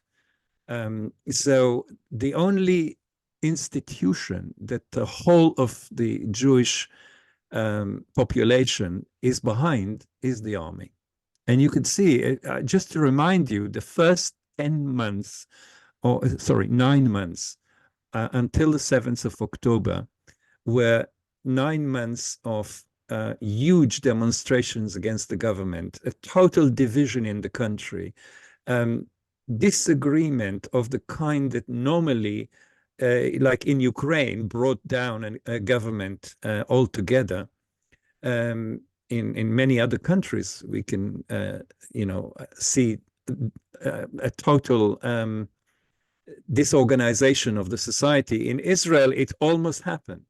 The 7th of October was to be the largest demonstration.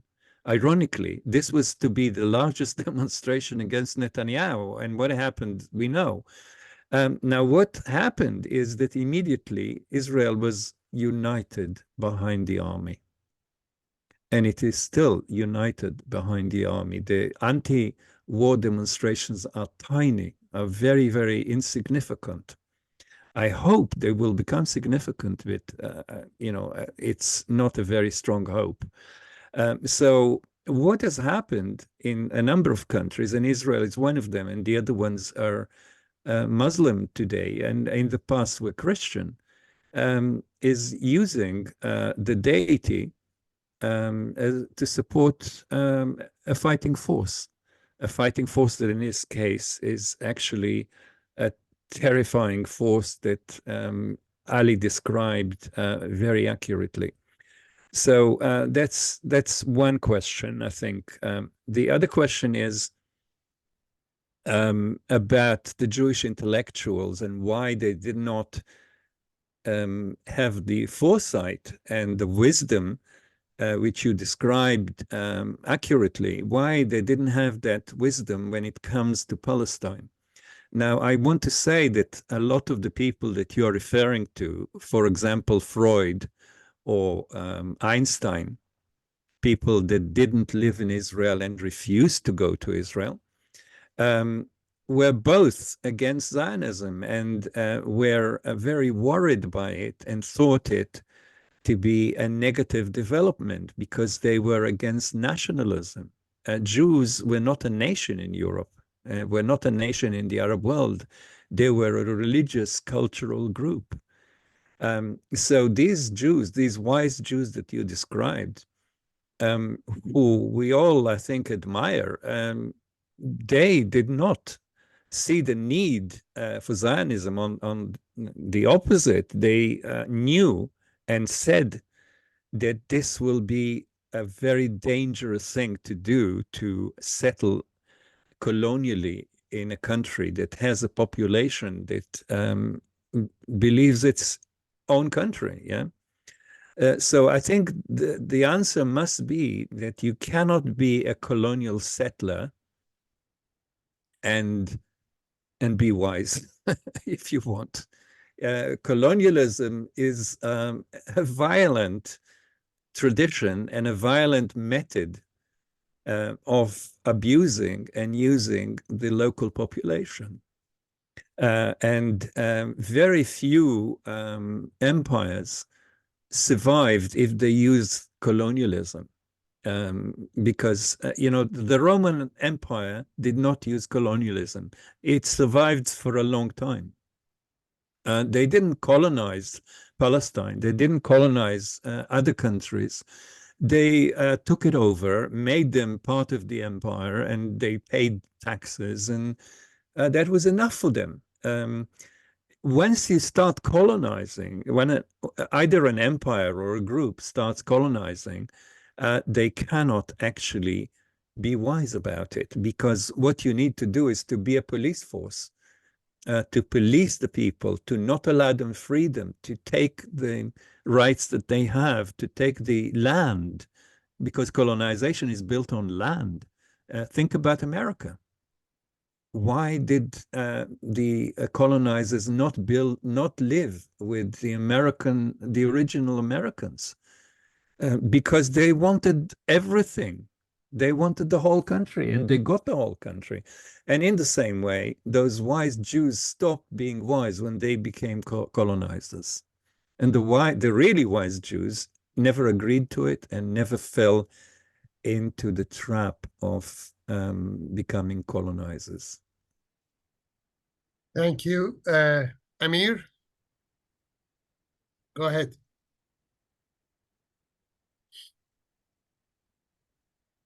Amir, you're on mute. You can go ahead. It looks like I have a problem with my speaker. Regardless, thank you, Professor, for the nice, very detailed speech. Like Americans say, it's a breath of fresh air in the environment that is really polluted with Zionism, fascism, colonialism. In the U.S., actually, Israel determines the foreign policy of the U.S. 14 presidents of this country have been supporting Israel's policies one way or the other. In the US right now, we have about 82 organizations, which the biggest one of them is the AIPAC, American Institute for Polling. I cannot really remember the detail of it. They donate every 4 years or every 2 years to congresswomen, senators, presidents. They have them in their fist. They have them in their pocket, like we say. And then I got a question for you. Do you think a two-state solution would solve the problem? I don't think so. I think we need to have only one state, like a confederation of Arabs and Jews to make up the country. Is that possible? I don't know. That's basically one question that I have for you. The other one is, what is it how much interest the Zionists throughout the world have for Israel, for a tiny country that is located in the Middle East.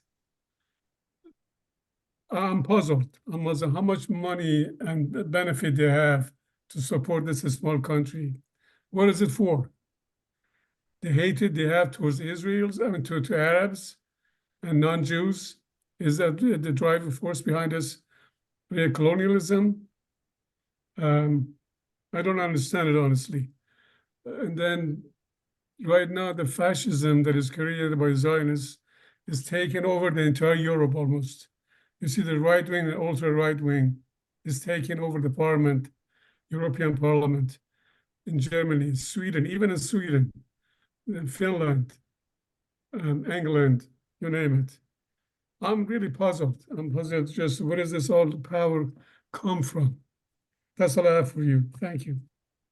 Thank you. I mean, the first part, you're right, of course, that there is a lot of influence to Jewish and Zionist organizations in Washington, and also to, Israel itself directly affects what is happening in especially in election years.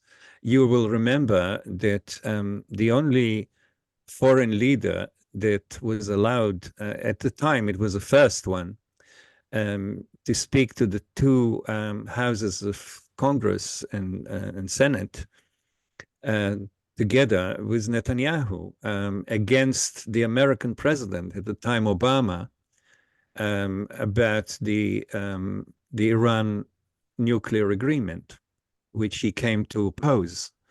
Most Israeli analysts now, and American analysts, now agree that what Netanyahu wanted was mad, because it actually ended up making Iran more decided to get an atom bomb than it was before. So in a sense, he achieved the opposite of what he wanted. But you're right. Who else but an Israeli prime minister could speak to both houses against an elected and popular American president? This has never happened before and hasn't happened since. The only other president that spoke to both houses in my memory is Zelensky, but he wasn't attacking the American president and didn't have a reason to either.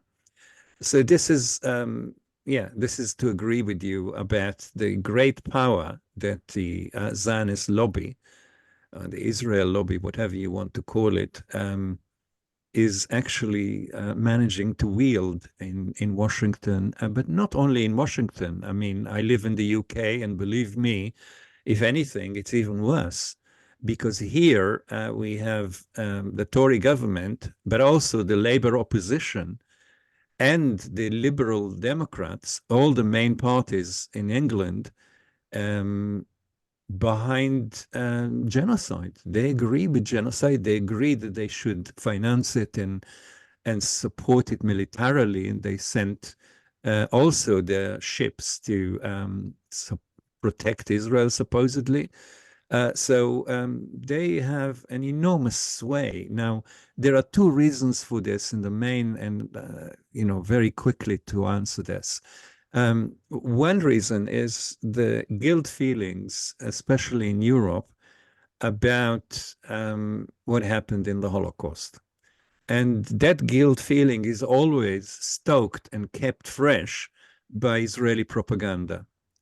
You can see from the position of Germany, which is really mad, I think totally irresponsible.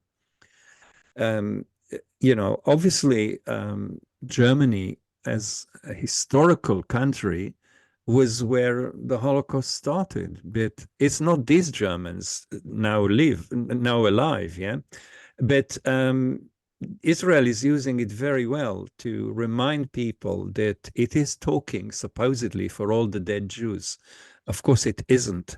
and it is talking about it in the way that is racist and hateful.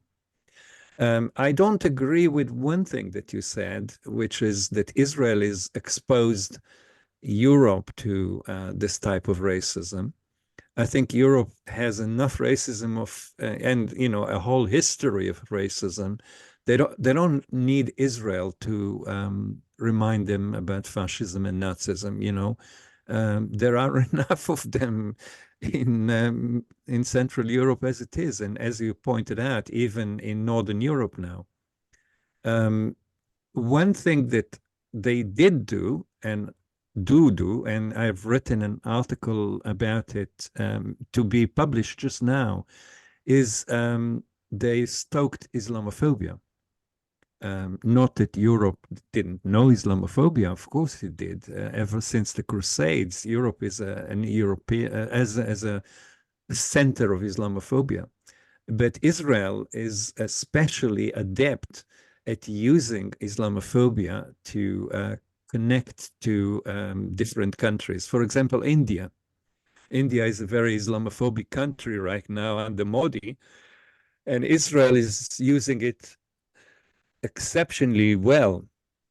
India is the biggest buyer of arms from Israel for the last 3 or 4 years, and vice versa.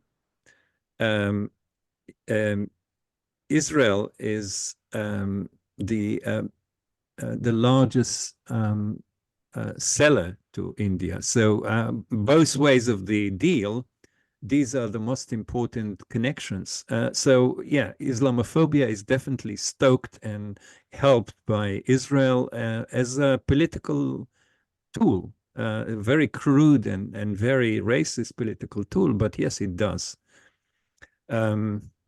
You asked me another question. Two-state solution? Yeah. I thought I said that before. A two-state solution was made impossible by Israel, made impossible beyond the ability to it's dead, and you can drag it out of the grave, but you can't make it live. However, and of course, I said before, the only solution which makes sense and is just and is legal and is one that can exist for a long time because it means the end of Zionism, is one democratic state in the whole of Palestine for everyone and for the Palestinian refugees, of course. Israel will die before it allows this, and probably that's why it will die. Yeah, I don't know if it'll happen in my lifetime, but the final phase has already started.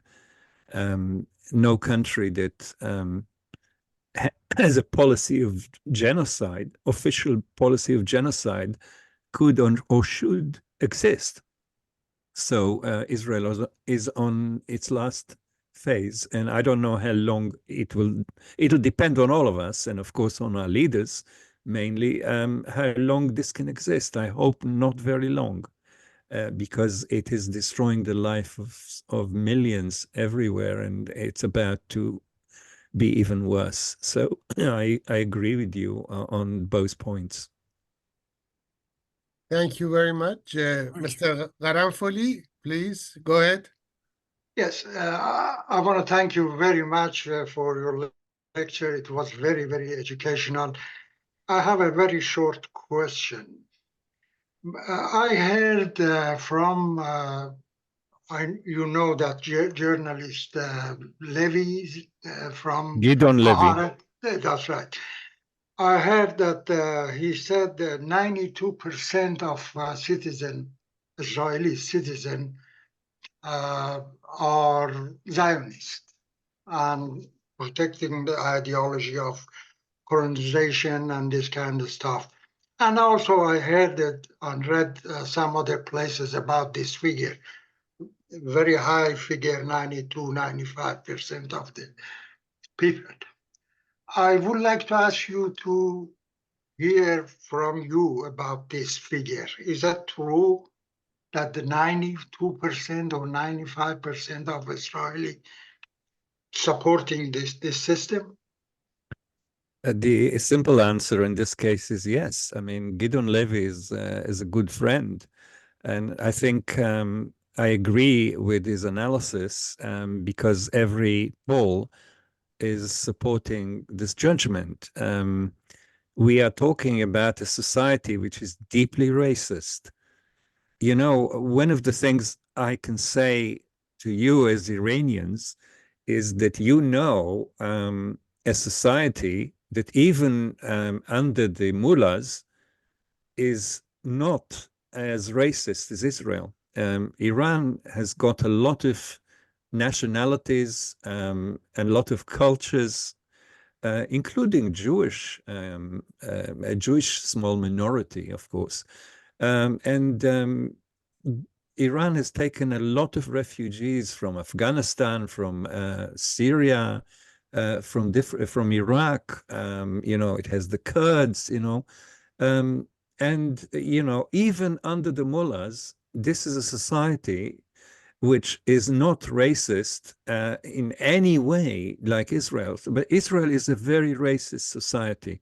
And it's a terrible thing to say about a Jewish state, but it's not Jewish. That's what I'm arguing. The state is not a Jewish state. It's a Zionist state. It has no connection to real Judaism or to the history of Judaism or to the values of Judaism. And that's why it can be so racist. Because it's racist in the way that Nazi Germany was. In other words, it starts at school, in the kindergarten, at home.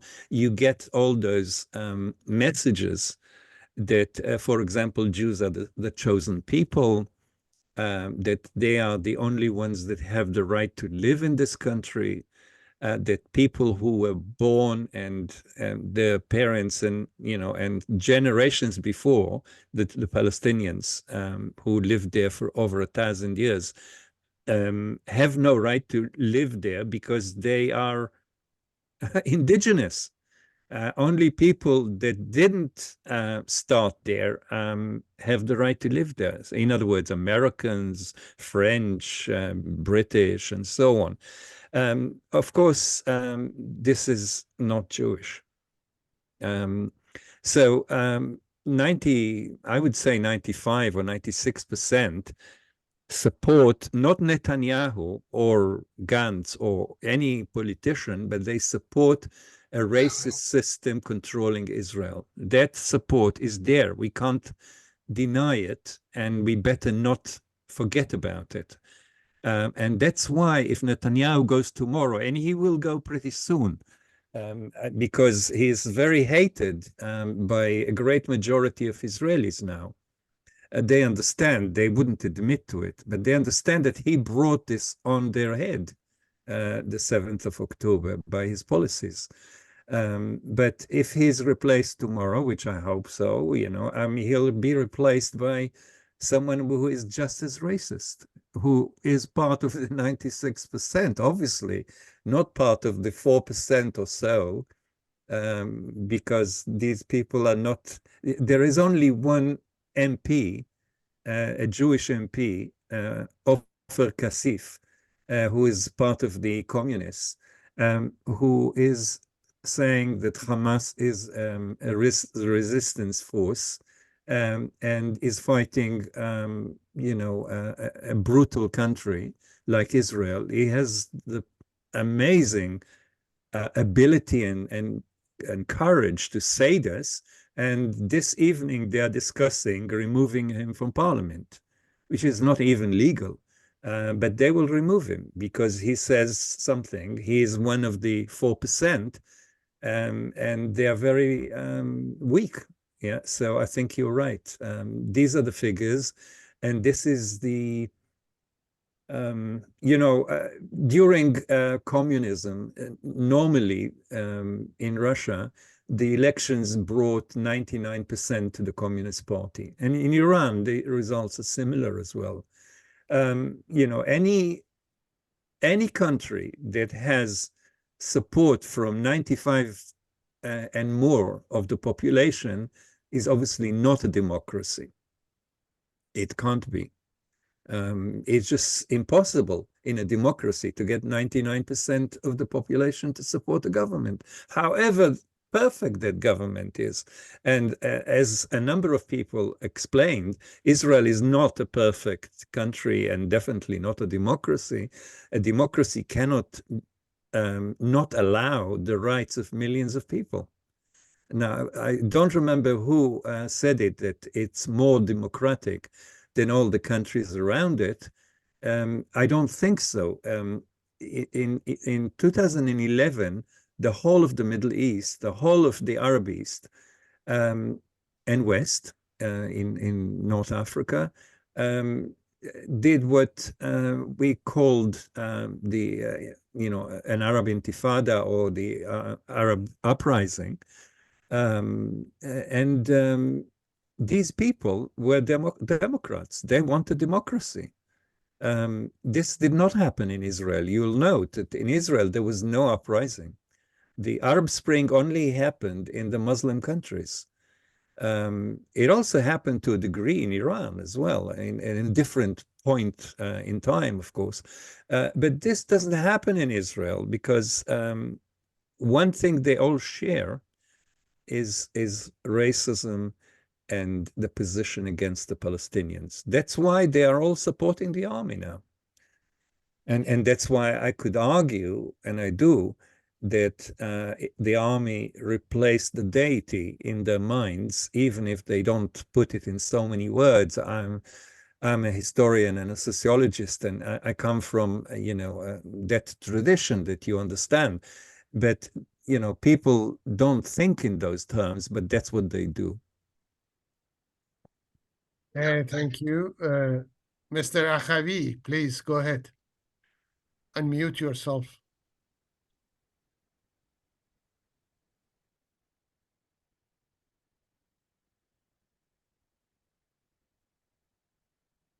Please unmute yourself. Hamid, go ahead. I'm so sorry. I had problems with my telephone. Really interesting. Thank you so much for your time and enlightening us in so many different aspects tonight.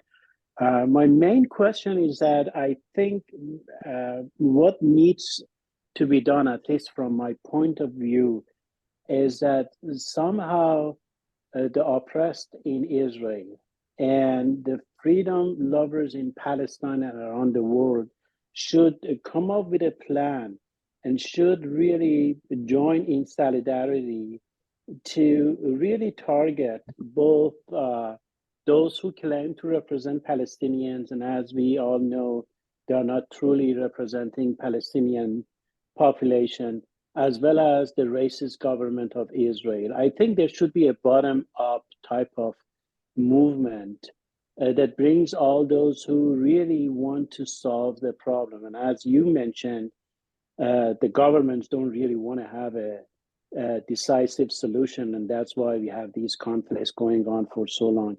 Just want to know, what kind of solution do you offer to the problem in the Middle East? You will not be surprised that I support exactly that solution.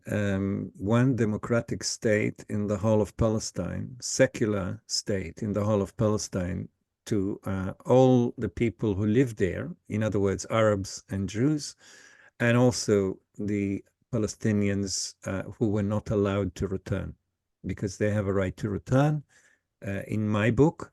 And if they don't want to return, they will be able to choose compensation for the harm that was done to them, their children, and their grandchildren.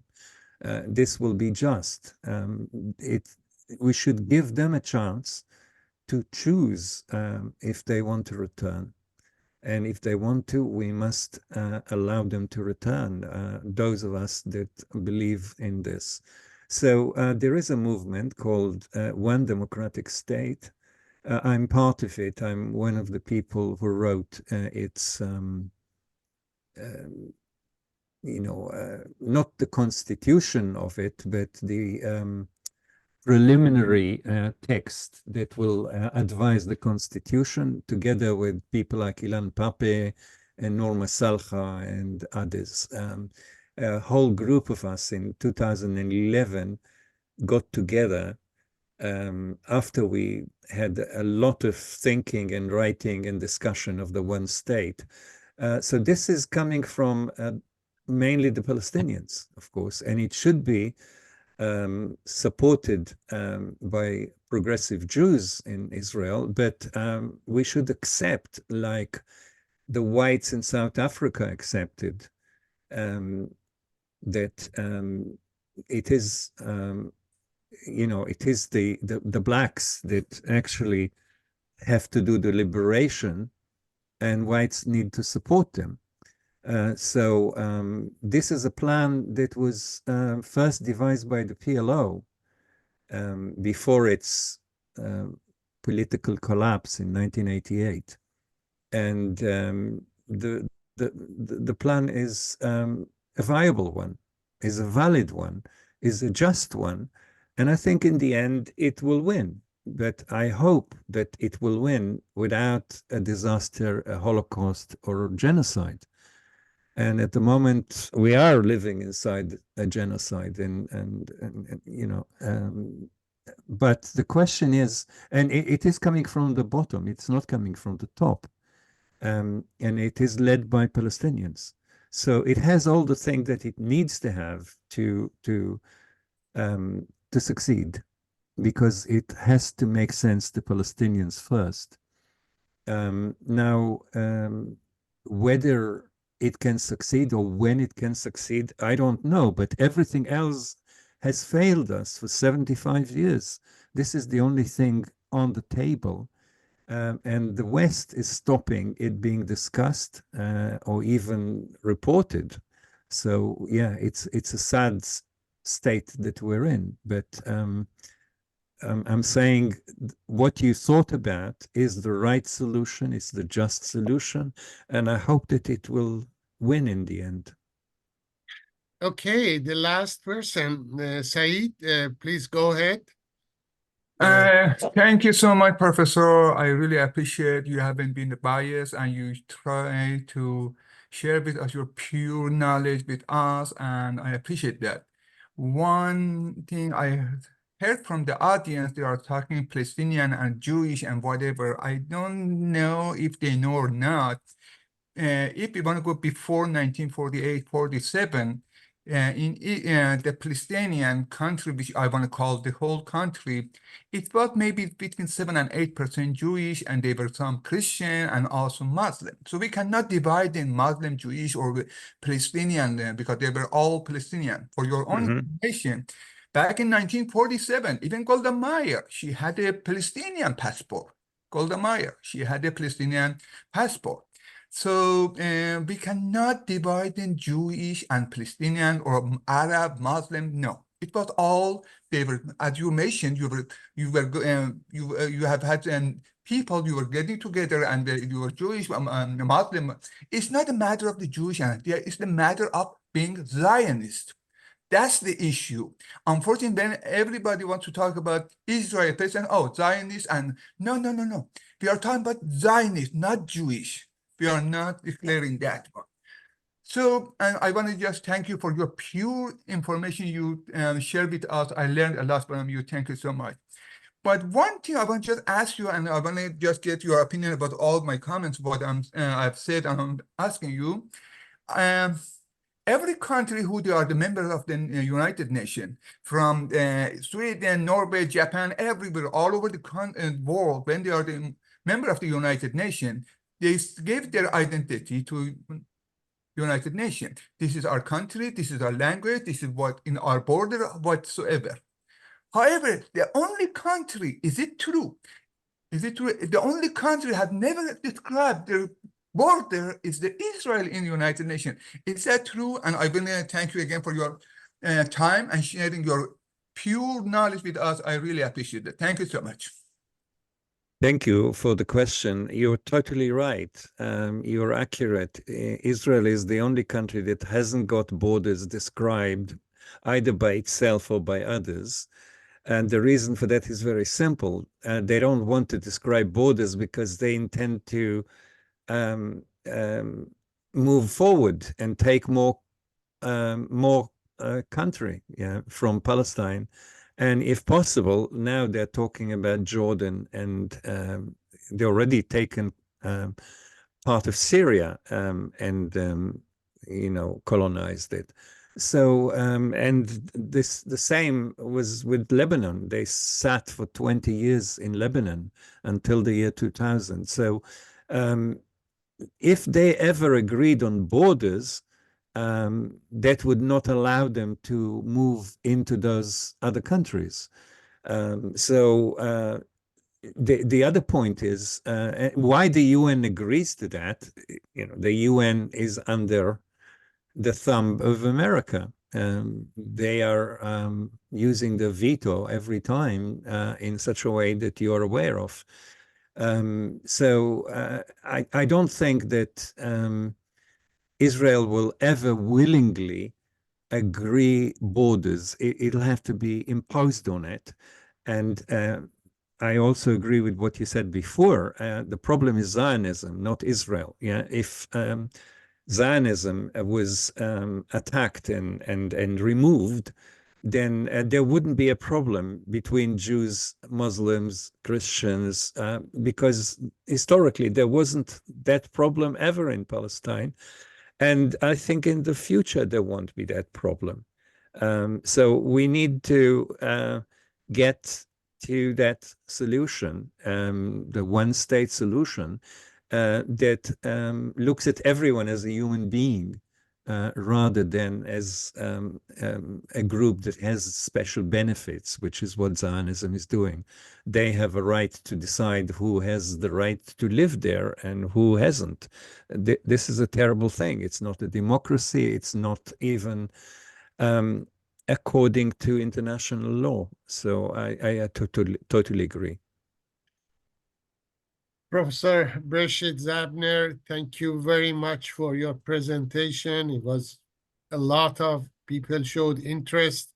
We had many discussions about Palestine, but this was the one that shows a lot of interest from different people to participate in that. And thank you very much. I don't know, Sanaz, one person. I thought the last person. Okay, Sanaz, you want to go ahead and ask question? Sanaz, go ahead. Hello. Hi. Yeah, sorry, I can't be on too long. I'm actually at work listening to this, but I'm about to close, so I'm just going to be very quick. I had tried to put in the chat. I was wondering if the professor could mention some books that he would suggest to read more. When he had mentioned that Hitler had killed majority of the anti-Zionist Jews in Europe, and then it was the Zionist survivors who had been already occupying Palestine, and then also the minority of Zionist Jews in Europe that went to occupy Palestine that later became to represent the majority. Do you have any books specifically on that you would suggest to read? Well, there are quite a few, but what I suggest I do is I send a short list to Farshid and he shares it with us if that's okay, rather than, because then you'll have it chapter and verse. Yeah. If you could actually have him, or if he's listening, if you could send that to my dad to send to me. No problem. You know who my dad is. Okay, that was it. Thank you. I have to close my work now. Bye. Thanks. Cool. Okay, thank you very much. It's very late over there in UK, so it's time for you to go to sleep, I guess. It definitely is late. Thank you very much. I really enjoyed this meeting with such a learned and intellectual audience. I think probably the most illuminating audience that I ever had. Thank you very much for the meeting. I enjoyed it immensely. Thank you very much. I just want to mention something. I already put the link of the website of Dr. Han in the Canon website. So for those people who are interested, they can go to the page Paywans, and they can see the link of here, as you see here. So you click on it, and then he will go to the website of Dr. Hayam. Oh, great. Just the informations, yeah. Right. And Thank you. I'm assuming all after- your books Yeah, and it's- they're right. there. Yeah, obviously. Okay. And, send me the list of the books, and I share it with the Canon. Sure. Okay. I shall Thank you. do that in a day or two. Thanks a Thank lot. Thanks a lot. Thanks. Bye-bye. Good night. Bye. Good night.